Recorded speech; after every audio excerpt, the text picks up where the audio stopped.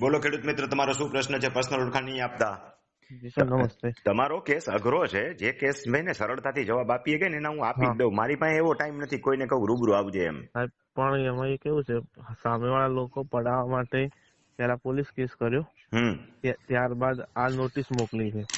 હવે આખા કેસનો અભ્યાસ કર્યા વગર ટૂંકમાં જવાબ આપવાનો હોય ને એટલા જ ફોનથી આપી શકાય. તમારા આટલા બધા પોલીસ કેસ હોય, ડોક્યુમેન્ટ હોય, બધું જોયા વગર હું તમને સલાહ આપું ફોનથી તો એ સાચી ન પડે.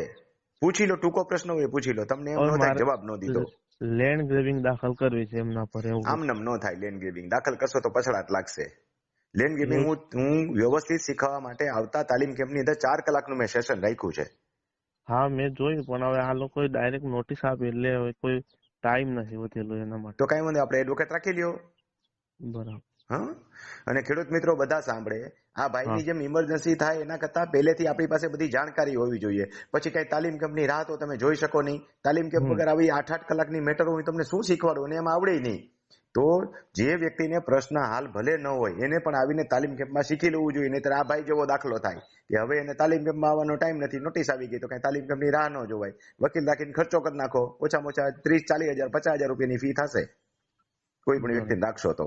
25,000 થઈ જાય તો સસ્તું પૈતું એમ નક્કી કરી લેજો અને દીવો આખો કેસ કોકને. હા, ઓકે, થેન્ક યુ. ભલે.